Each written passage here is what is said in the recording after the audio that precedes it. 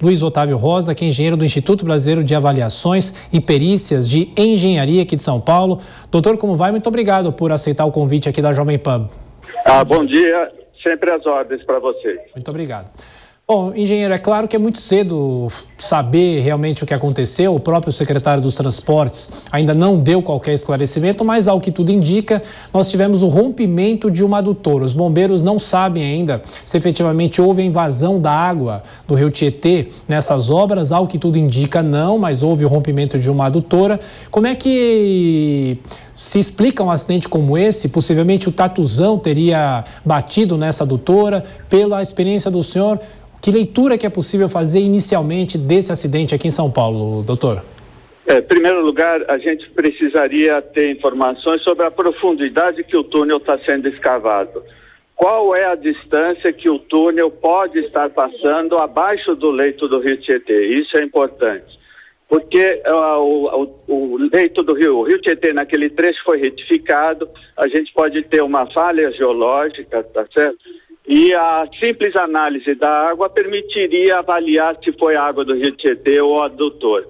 Se foi água do rio Tietê, se foi o rio Tietê que penetrou, a gente pode fazer uma contenção, um desvio do rio para recuperar esse trecho e continuar com a obra em seguida. Bom, o senhor fala uma coisa muito importante, né? Porque essa obra vai passar justamente embaixo do rio Tietê, é uma linha que vem da Zona Norte e vai até a região central. Qual é o desafio da engenharia para uma obra como essa e justamente embaixo do próprio rio Tietê e o uso do tatuzão? Viu o sinal. Oi, doutor. O senhor me ouviu? Está me ouvindo? Não ouvi a pergunta, agora voltou. Eu vou repetir. Não, o senhor estava falando sobre essa questão importante porque a obra passa embaixo do próprio rio Tietê. É um desafio muito grande da engenharia e o próprio tatuzão é usado para isso e é uma linha que vai ligar a Zona Norte e a região central. Qual é o desafio da engenharia para que essa obra seja feita com toda a segurança? Então, você faz um projeto deixando uma altura, uma distância suficiente para que não haja infiltração entre o fundo do rio e o túnel que você está escavando. Isso o projeto, a engenharia define quais são as distâncias seguras para você fazer a escavação. Nós temos inúmeros túneis em São Paulo, por exemplo, no Rio Pinheiros. Nós temos túneis que passam por baixo do rio sem problema, sem dificuldade nenhuma. É uma questão de projeto. Claro. Ô, doutor, mas por ser uma área em que o tatuzão operava, que é um equipamento importante, né, para você abrir as crateras e seguir com a obra do metrô, esse tatuzão pode ter tido algum tipo de erro, por isso que esse tatuzão bateu talvez numa adutora. Por que um acidente desse acontece? O que pode ter acontecido? Uma falha humana, uma falha de equipamento? Não, uma das dificuldades de fazer obra numa cidade como São Paulo é o que a gente chama de cadastro, o registro das interferências. Você pode ter uma tubulação que não foi documentada, que não foi registrada, e quando você está fazendo a escavação, você não sabe que tinha aquela adutora ali, porque é uma escavação de grande porte. Então, uma das possibilidades é alguma obra, alguma canalização sem registro, e aí o projeto não previu o desvio, não previu o remanejamento dessa rede e você pode ter encontrado. Entendi. Doutor, algumas pessoas estão dizendo que o entorno daquela área está sofrendo com algumas trepidações. O que isso indica? Toda a região próxima à várzea de rio, ela normalmente está sujeita a variações a movimentos geológicos. Então, isso pode ter acontecido ali, porque quando você faz a escavação, às vezes há o rebaixamento do lençol freático, você tira a água da região e aí a retirada da água provoca o abaixamento do solo. Ô, doutor, claro que é no campo da especulação, a gente ainda não sabe efetivamente qual é a explicação oficial do metrô de São Paulo, da Secretaria de Transportes Metropolitanos, mas há algum tipo de risco para a própria marginal do rio Tietê? Porque no começo recebemos a informação de que havia risco de desabamento da própria pista da marginal, mas claro que um desabamento como esse seria algo muito grave. Do ponto de vista da engenharia, qual é a preocupação com uma via que passa ao lado do rio e tem uma obra muito perto? Sem dúvida é preciso ter cautela e prevenir nesse momento. Eu não sei, a gente não sabe se o túnel já estava entre o poço e a margem do rio. Se estiver, seria a cautela isolar e não permitir que o tráfego passe sobre até obter mais informações, com certeza. Se fizesse uma comparação, eu lembro que na época, quando houve aquele acidente com o metrô em janeiro de 2007, inclusive a gente se falou muito aqui na Jovem Pan, o senhor fazia uma análise naquela época sobre aquele acidente, mas há uma diferença segundo os bombeiros. Naquele acidente, claro que foi mais grave porque a dimensão da cratera foi maior, inclusive pessoas morreram, mas não houve qualquer contato com a água, no caso lá do Rio Pinheiros. Qual é a diferença daquele acidente para o acidente de hoje, em que há, inclusive, o contato com a água do Rio Tietê?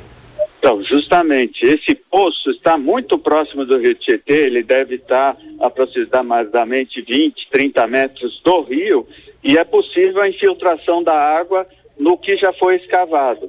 Com certeza é prudente se isolar e evitar o tráfego sobre essa região na marginal, enquanto não se verifica, se faz o levantamento do que foi atingido. Se foi uma galeria para o lado da Zona Norte, é mais simples. Mas se foi a água que infiltrou do rio, é preciso cautela. O que deve ser feito se realmente foi a água do rio que invadiu esse local das escavações do metrô? Então, provavelmente você vai ter que fazer uma ensecadeira, uma contenção dentro do rio, para que nessa região fique seco e você possa trabalhar, esgotar a água, retirar a água do poço, fazer a contenção, jogar concreto para daí continuar as obras. Nós estamos Se foi água do rio, água do rio, terá que ter feito um trabalho dentro do rio para impedir que a água continue infiltrando no poço. Bom, aqui na Jovem Pan, agora 11 horas e 31 minutos, toda a nossa rede também acompanhando essa cobertura especial desse acidente aqui na Zona Norte de São Paulo. Estamos conversando com Luiz Otávio Rosa, que é engenheiro do Instituto Brasileiro de Avaliações e Perícias de Engenharia aqui de São Paulo. Para quem está nos acompanhando a partir de agora, uma obra do metrô cedeu o asfalto e abriu uma cratera na marginal do Rio Tietê. A marginal está bloqueada no sentido da rodovia Ayrton Senna, tem algumas liberações parciais para que os veículos possam passar, mas segundo os bombeiros, houve o rompimento de uma adutora. O que tudo indica, não é a água do próprio Rio Tietê, não há informações sobre feridos, 50 trabalhadores estavam no local no momento em que a água invadiu esse canteiro de obras. Apenas 2 trabalhadores foram levados por precaução para hospitais por causa do contato com a água, mas eles também não se feriram.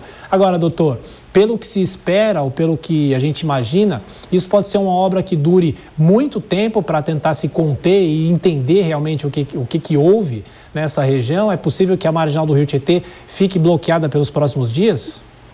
Com certeza. Você vai ter que fazer o levantamento, a inspeção, pode ser até que precise usar mergulhadores para verificar qual a situação.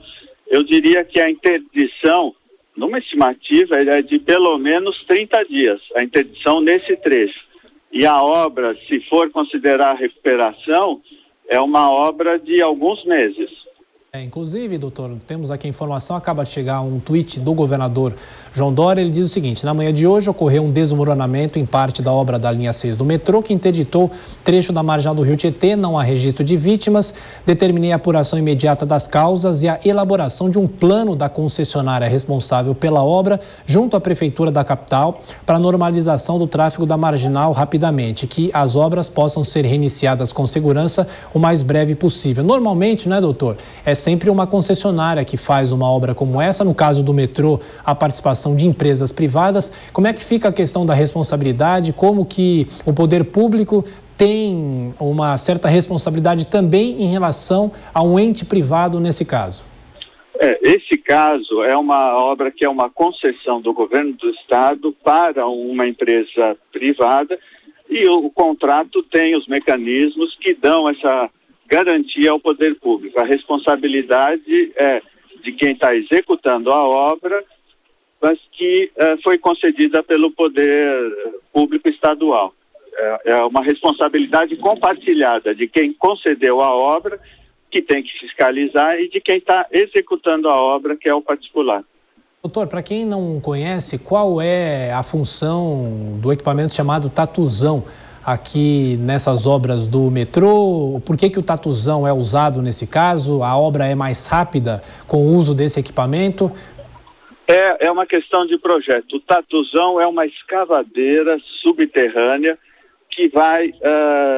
você cava um poço, você monta o Tatuzão no fundo do poço e ele começa a cavar o túnel por baixo.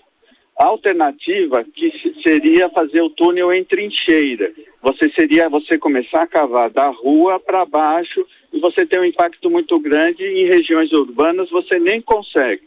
Então, o que a gente chama Tatuzão é uma máquina que ela vai escavando, vai colocando revestimento de anéis de concreto conforme ela vai avançando e permite uma execução segura e avanços previstos.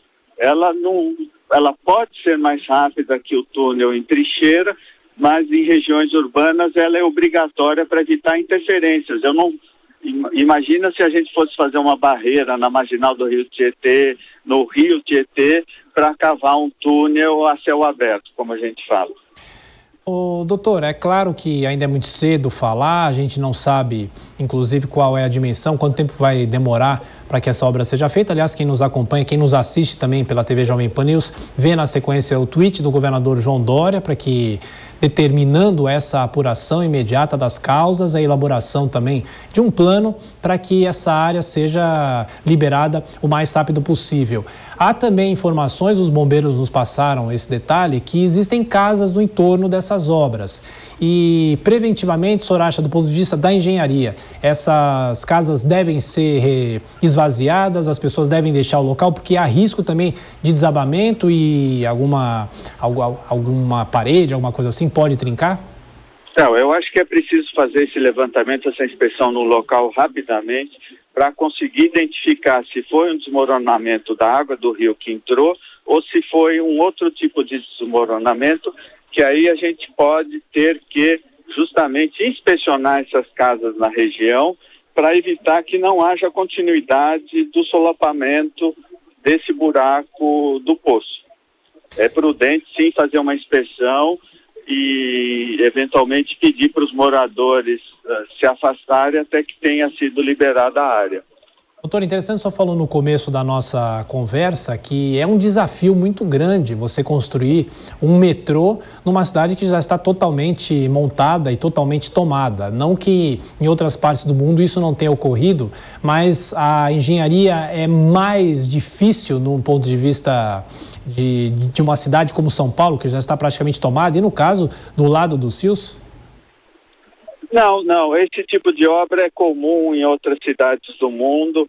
Você tem, por exemplo, Nova York, que tem rios por todo lado. Então, essa é uma obra normal que a engenharia já tem técnica para resolver e justamente está chegando agora em São Paulo. Nós temos o viaduto da linha norte, da linha 1, que passa sobre o rio. E essa linha 6 definiu o projeto passar por baixo do rio. É uma solução técnica usual, comum, e o que pode ter acontecido algum imprevisto, uma falha geológica, uma tubulação não cadastrada, que aconteceu esse acidente.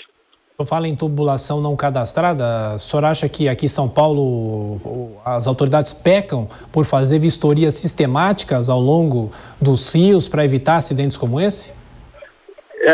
Veja, quando você faz uma obra, você tem que ter a preocupação e o registro do que está sendo feito. Uma obra subterrânea você não consegue inspecionar. É o que a gente chama de vício oculto. Então, o vício oculto, ele é justamente chamado de oculto porque não se consegue fazer uma inspeção para verificar se tinha uma tubulação, por exemplo, passando ali embaixo da marginal. Doutor, uma pergunta que eu fiz para o comandante dos bombeiros, é possível que tenha havido alguma falha humana nesse controle do Tatuzão? Aliás, como que esse equipamento é controlado? Olha, essa máquina, o Tatuzão, é uma máquina muito automatizada. Você tem uma série de equipamentos e instrumentos, ela é controlada, ela é guiada por raio laser. Então, não vejo essa possibilidade, quase não há registros de acidente ou de erro humano na condução do Tatuzão. Precisaria verificar se o Tatuzão já estava operando, já estava cavando o túnel, ou se ele ainda estava sendo montado. Mas, normalmente, não há esse risco. Você utiliza topógrafos, teodolitos de última geração, o raio laser, e eu descartaria erro humano na operação do Tatuzão. Bom, estamos aqui nessa cobertura da Jovem Pan e uma informação agora em primeira mão: o governador João Dória também está indo para o local. A expectativa era da chegada do secretário dos Transportes Metropolitanos, mas então a informação que a gente confirma agora, que nesse momento o governador João Dória está indo para o local e vai falar, obviamente, lá com a imprensa que está na região. Estamos conversando com o engenheiro Luiz Otávio Rosa, que é do Instituto Brasileiro de Avaliações e Perícias de Engenharia aqui de São Paulo. Doutor, claro, a gente ainda está falando muito no campo da especulação, eu sei que eu tenho que liberar o senhor também, mas nós estamos aqui numa cobertura especial. Eu pergunto, o senhor acha que as obras que estão previstas lá para 2025, um acidente como esse tem potencial de atrasar ainda mais essas obras, ou se for algo simples, o impacto será muito pequeno? Eu diria, numa estimativa bem preliminar, pelo menos um atraso de 6 meses nas obras, nessa região. Você vai ter que fazer a inspeção, o levantamento do que aconteceu, e depois você vai ter que fazer o projeto de reparo, de recuperação do que aconteceu. Evidentemente que você pode ter outras medidas aceleradoras para recuperar o atraso que essas obras inesperadas terão que ser feitas. Então, se não houver aceleração, a gente pode estimar da ordem de 6 meses de atraso. Mas como está muito distante ainda 2025, a engenharia tem recursos que permitem atingir esse prazo previsto anteriormente. Doutor Luiz Otávio, só para reiterar, para a segurança do funcionamento da Marginal do Rio Tietê. A Marginal do Rio Tietê recebe um contingente muito grande, obviamente, de caminhões, e mesmo com o Rodoanel, e aquela é uma área em que não há o trecho norte do Rodoanel ainda. O Rodoanel está apenas numa ferradura, não tem ainda o trecho norte do Rodoanel, então muitos caminhões são obrigados a passar pela própria Marginal do Rio Tietê. Até que ponto existe o risco, se essa liberação não for feita com toda cautela, com a passagem de caminhões, qual o risco que aquela região ainda pode ocorrer, ainda pode sofrer nas próximas semanas, nos próximos dias? Como nós falamos anteriormente, é importante que seja bloqueado o tráfego até que seja feita a inspeção, a investigação, para avaliar a extensão do dano. É prudente que se continue bloqueado o tráfego naquela região, entre o poço e a margem do rio, a marginal, até que se avalie com mais cuidado. Um pouco de incômodo para motoristas e caminhões, é prudente frente ao risco que pode haver um desabamento quando estiver passando um caminhão em cima. Perfeito. Agora, doutor, só mais uma questão. Se fosse efetivamente a água do Rio Tietê que invadiu as obras, a situação poderia ser mais grave? Com certeza, porque a água, ao invadir, ela vai levando material, ela vai aumentando o buraco. Por isso que eu disse que seria prudente bloquear o tráfego na marginal, porque você pode ter o desmoronamento de todo esse trecho entre o poço escavado e a margem do rio. Entendi. Agora, doutor, mais uma questão também para orientar os nossos ouvintes, os nossos espectadores que estão acompanhando, a gente aguardando ainda as primeiras informações sobre esse buraco, sobre essa cratera, comparando essa cratera com aquela de 2007 da linha amarela do metrô. Esse local de obra é menor na comparação com a da Estação Pinheiros, porque a Estação Pinheiros seria uma grande... Não, muito menor. Né? Esse local do acidente é simplesmente um poço para colocação do tubo do Tatuzão. Sim. Eu diria que ela deve ter aí em torno de 20, 30 metros de diâmetro. E lá na Estação Pinheiros, no Rio Pinheiros, ela era a estação subterrânea. Então lá tinha quase 100 metros de diâmetro. Ela é muito menor, esse é um poço de serviço. Pode ser feito um outro poço de serviço numa outra região mais firme também, então é de uma dimensão muito menor do que foi a Estação Pinheiros em 2007. Perfeito. Doutor, agora para a gente encerrar, o que vai ser decisivo para efetivamente saber o que provocou esse acidente aqui na Zona Norte de São Paulo? Você vai ter que fazer uma inspeção pelo lado do poço e vai ter que fazer sondagens na margem do rio para ver se o poço foi atingido pela água do rio.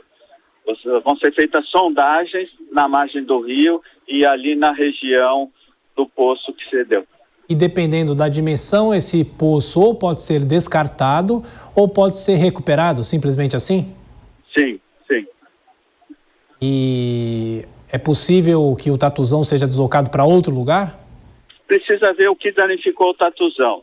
Eu não diria deslocado para outro lugar, você pode retirar o tatuzão, você fazer a recuperação ali naquela região com concreto e você utilizar o tatuzão começando o túnel ou continuando o túnel de outra região, de outro pedaço do túnel, de outro local, enquanto você faz essa recuperação.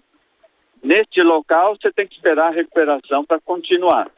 Então, os engenheiros vão olhar o planejamento, se vale a pena transferir o tatuzão para outro trecho para ele continuar o túnel, enquanto recupera onde houve o acidente, ou se você faz a recuperação, espera e aí recomeça ali mesmo.